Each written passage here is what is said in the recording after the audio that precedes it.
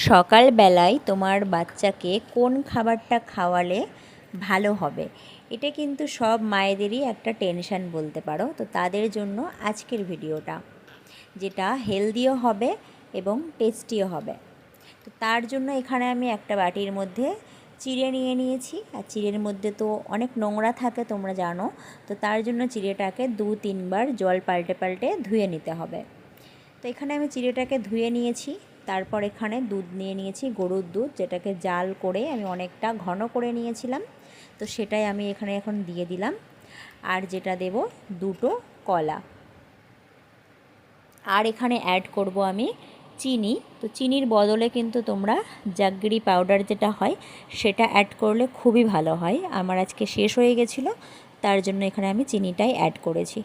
এই খাবারটা কিন্তু সকালবেলা যদি তোমার বাচ্চাকে দাও, যেমন টেস্টি লাগবে খেতে, তেমনই কিন্তু হেলদি একটা খাবার, খুবই পুষ্টিকর